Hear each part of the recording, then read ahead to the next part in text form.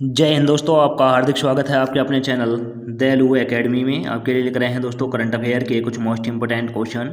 और दोस्तों, आप हमारे चैनल पर पहली बार आए हो तो चैनल को सब्सक्राइब कर लें, बेल आइकन प्रेस कर लें ताकि आने वाली क्लास का नोटिफिकेशन मिले आपको सबसे पहले। और दोस्तों, क्लास अच्छी लगे तो अपने दोस्तों में ज़रूर शेयर करें। और इससे पहले ही क्लास आपने ना देखी हो तो हमारी प्ले लिस्ट से जाकर इससे पहले ही क्लास देख सकते हैं। और दोस्तों, हमारे चैनल पर सुबह 6 बजे डेली करंट अफेयर के टॉप 15 क्वेश्चन मिल जाया करेंगे। तो दोस्तों, हमारे चैनल को सब्सक्राइब कर लें। चलते हैं दोस्तों आज की क्लास के पहले प्रश्न की तरफ। जैसे कि दोस्तों, आज की क्लास का पहला प्रश्न है, वर्ष 2030 तक अपनी ऊर्जा संरचना में प्राकृतिक गैस की हिस्सेदारी बढ़ाने के लिए भारत का लक्ष्य प्रतिशत क्या है। तो दोस्तों, ऊर्जा संरचना में प्राकृतिक गैस की हिस्सेदारी बढ़ाने के लिए 2030 तक भारत ने अपना लक्ष्य रखा है। और दोस्तों, 2030 तक यह कितना लक्ष्य प्राप्त करेगा। तो दोस्तों, यह करने वाला है 15%। 15% भारत प्राकृतिक गैस में 2030 तक अपना लक्ष्य प्राप्त करेगा। तो दोस्तों, इसका राइट आंसर हो जाएगा option number C. Option number C is right answer.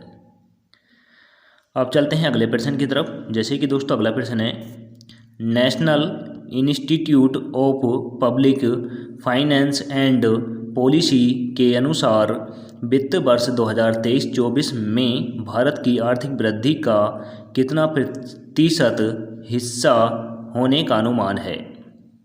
तो दोस्तों, national institute of public finance and policy के अनुसार वित्त वर्ष 2023-24 में भारत की आर्थिक वृद्धि का कितना प्रतिशत हिस्सा रहने का अनुमान लगाया गया है।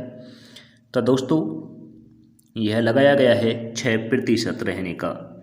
यह 6% रहने का अनुमान लगाया गया है। तो दोस्तों, इसका राइट आंसर हो जाता है option number C. Option number C is right answer. अब चलते हैं अगले प्रश्न की तरफ। जैसे कि दोस्तों, अगला प्रश्न है, किस देश ने स्टूडेंट डायरेक्ट स्ट्रीम अनुप्रयोगों के लिए पीटीआई स्कोर स्वीकार करना शुरू कर दिया। तो दोस्तों, यह क्या है, कनाडा देश ने। यह कनाडा देश ने शुरू किया है। तो दोस्तों, इसका राइट आंसर हो जाता है option number B. Option number B is right answer.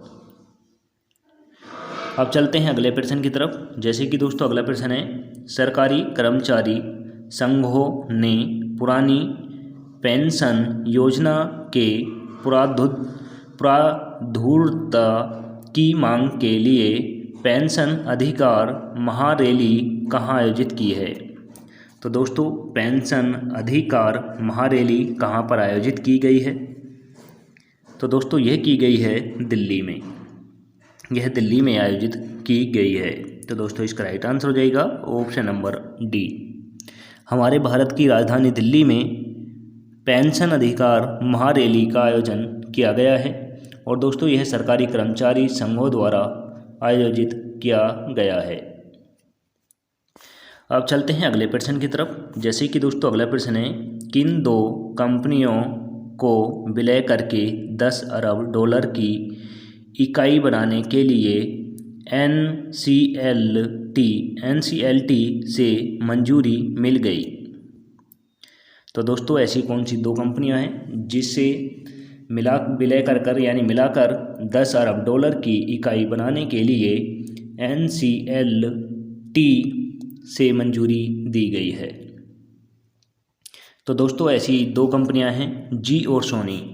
जी सोनी कंपनियों को मिलाकर 10 अरब डॉलर की इकाई बनाने के लिए तैयार किया गया है। तो दोस्तों, इसका राइट आंसर हो जाता है option number D. Option number D is right answer. अब चलते हैं अगले प्रश्न की तरफ। जैसे कि दोस्तों, अगला प्रश्न है, monsoon a poem of love and logging पुस्तक के लेखक कौन हैं। तो दोस्तों, monsoon A pome of love and logging पुस्तक के राइटर कौन हैं? तो दोस्तों इस पुस्तक के राइटर हैं अभय कुमार। अभय कुमार ने यह पुस्तक लिखी है। तो दोस्तों इसका राइट आंसर हो जाता है option number C. Option number C is right answer. अब चलते हैं अगले प्रश्न की तरफ। जैसे कि दोस्तों अगला प्रश्न है, Indian council of medical research cancer registry data के अनुसार किस भारतीय राज्य में कैंसर के सबसे अधिक नए मामले दर्ज किए गए हैं? तो दोस्तों कैंसर के सबसे अधिक मामले किस राज्य में देखने को मिले हैं? और दोस्तों इसकी जांच करी है Indian council of medical research cancer registry data ने। तो दोस्तों इसकी जांच के अनुसार पता लगाया गया है कि भारत में किस राज्य में सबसे अधिक कैंसर के मामले देखने को मिले हैं। तो दोस्तों ऐसा राज्य है उत्तर प्रदेश। उत्तर प्रदेश में सबसे अधिक कैंसर के मामले देखने को मिले हैं। तो दोस्तों इसका राइट आंसर हो जाता है option number B. Option number B is right answer. अब दोस्तों यहाँ पर राज्यों का जिक्र हुआ है, तो दोस्तों इन सभी राज्यों की राजधानी बता दूँ, नोट कर लें। महाराष्ट्र की मुंबई है, उत्तर प्रदेश की लखनऊ है, तमिलनाडु की चेन्नई है, केरल की त्रिवेंद्रपुरम है। अब चलते हैं अगले प्रश्न की तरफ। जैसे कि दोस्तों अगला प्रश्न है, किस राज्य ने नवीनीकरणीय ऊर्जा का दोहन करने और बिजली की कमी को कम करने के लिए CM सौर मिशन शुरू किया? तो दोस्तों किस राज्य ने दोहन यानी नवीनीकरण ऊर्जा का दोहन और दोस्तों बिजली की कमी को कम करने के लिए CM सौर मिशन शुरू किस राज्य ने किया है? तो दोस्तों नोट जरूर कर लें, CM सौर मिशन किस राज्य में शुरू किया गया है? तो दोस्तों यह किया गया है मेघालय राज्य में। यह मेघालय राज्य में शुरू किया गया है। तो दोस्तों इसका राइट आंसर हो जाता है option number B. Option number B is right answer. अब चलते हैं। अब दोस्तों यहाँ पर राज्यों का जिक्र हुआ है, तो दोस्तों इन सभी राज्यों की राजधानी भी बता दूं, नोट कर लें। असम की दिसपुर है, मेघालय की शिलोंग है, नागालैंड की कोहिमा है, त्रिपुरा की अगरतला है। अब चलते हैं अगले प्रश्न की तरफ। जैसे कि दोस्तों अगला प्रश्न है, प्रसिद्ध परमाणु भौतिक विज्ञानी कौन थे जिनका हाल ही में 78 वर्ष की आयु में निधन हो गया है? तो दोस्तों प्रसिद्ध परमाणु भौतिक वैज्ञानिक कौन हैं जिनका 78 वर्ष की आयु में निधन हो गया है?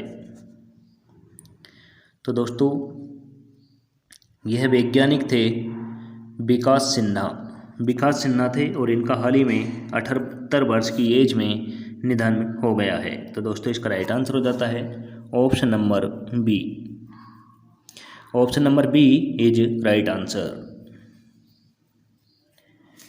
अब चलते हैं अगले प्रश्न की तरफ। जैसे कि दोस्तों अगला प्रश्न है, विश्व की युवा आबादी को प्रभावित करने वाले प्रासंगिक मुद्दों के समाधान के लिए हर साल अंतर्राष्ट्रीय युवा दिवस किस तिथि को मनाया जाता है?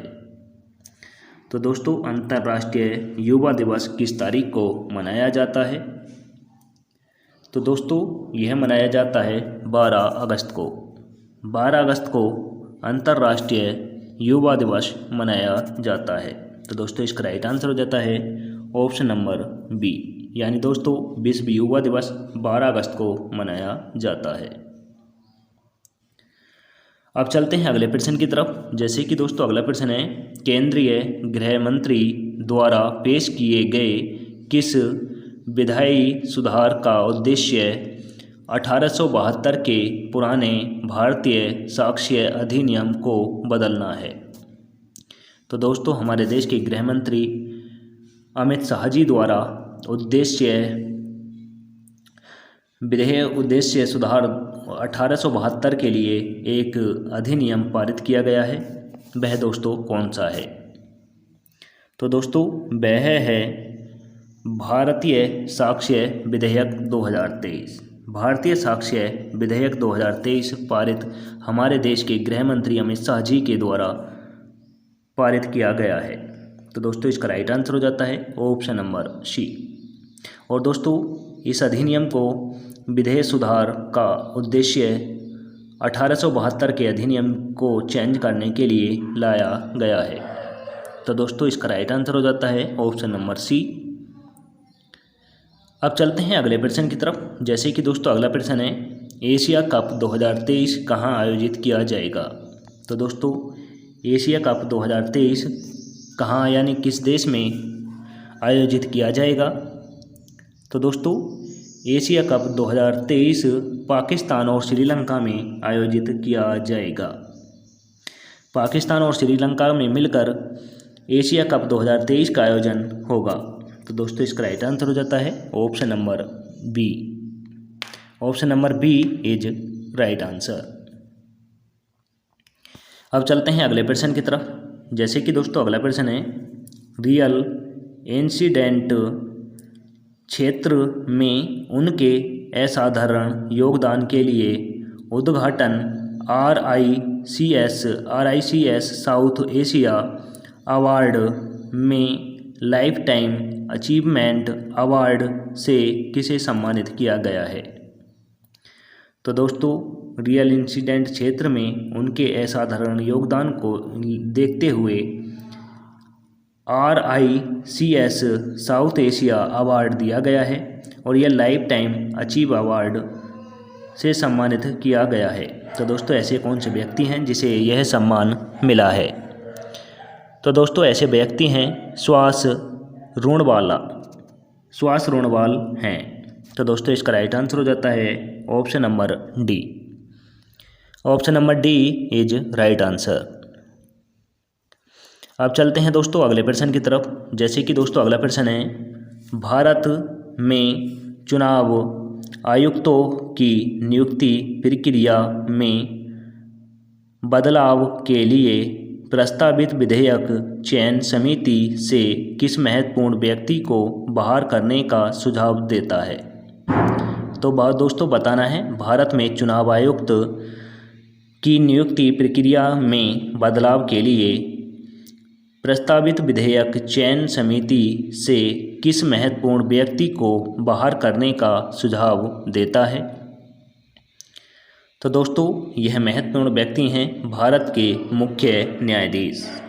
भारत के मुख्य न्यायाधीश को बाहर करने का सुझाव देता है।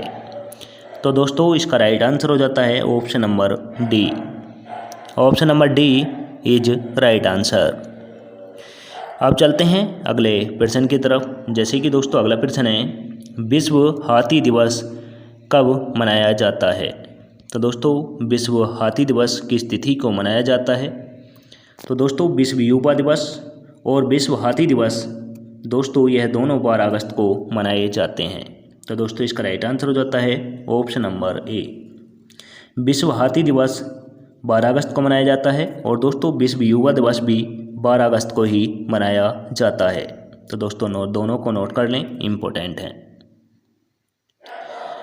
अब चलते हैं इसी के साथ अगले प्रश्न की तरफ। जैसे कि दोस्तों अगला प्रश्न है, एक फिल्म निर्माता के रूप में भारतीय फिल्म उद्योग में 25 वर्ष पूरे करने के लिए 14वें भारतीय फिल्म महोत्सव मेलबर्न पुरस्कार से किसे सम्मानित किया गया है। तो दोस्तों मेलबर्न पुरस्कार से सम्मानित किया गया है और यह दोस्तों उन्हें दिया जाएगा जिस अभिनेता ने 25 वर्ष अपने फिल्म इंडस्ट्री को दिए हैं। तो दोस्तों ऐसे कौन से अभिनेता हैं। तो दोस्तों ऐसे अभिनेता हैं करण जौहर। करण जौहर ने 25 साल फिल्म इंडस्ट्री को दिए हैं और इन्हें करण जौहर जी को मेलबर्न पुरस्कार से सम्मानित किया जाएगा। तो दोस्तों इसका राइट आंसर हो जाएगा option number A. Option number A is right answer. अब चलते हैं आज की क्लास के लास्ट क्वेश्चन की तरफ। जैसे कि दोस्तों आज की क्लास का लास्ट क्वेश्चन है, किस टीम ने 2023 में चौथी चैंपियनशिप जीतकर एशिया चैंपियंस ट्रॉफी का खिताब जीता है। तो दोस्तों चौथी बार जीत हासिल करने वाली ऐसी कौन सी टीम है जिसने एशिया चैंपियंस ट्रॉफी जीती है। तो दोस्तों ऐसी टीम है हमारे देश भारत की। हमारे देश भारत ने चौथी बार एशिया चैम्पियनशिप जीतकर एशिया चैम्पियंस ट्रॉफी अपने नाम की है। तो दोस्तों इसका राइट आंसर हो जाता है option number D. Option number D is right answer. और दोस्तों चौथी बार एशियन चैम्पियनशिप 2023 में भारत ने जीती है। और दोस्तों इस एशियन ट्रॉफी को जीतते हुए भारत ने चौथा स्थान हासिल कर लिया है। तो दोस्तों इसका राइट आंसर हो जाता है ऑप्शन नंबर डी। और दोस्तों इसी के साथ आज ही क्लास समाप्त होती है। आपको क्लास कैसी लगी कमेंट करके ज़रूर बताएं। क्लास अच्छी लगी हो तो दोस्तों अपने दोस्तों में ज़रूर शेयर करें। और चैनल पर पहली बार आए हो तो दोस्तों चैनल को सब्सक्राइब कर लें, बेल आइकन प्रेस कर लें ताकि आने वाली क्लास का नोटिफिकेशन मिले आपको सबसे पहले। और दोस्तों हमारे टेलीग्राम चैनल का लिंक डिस्क्रिप्शन में दे दिया जाएगा, वहां से जाकर आप PDF डाउनलोड कर सकते हैं। मिलेंगे दोस्तों नेक्स्ट क्लास के साथ। जय हिंद, वंदे मातरम।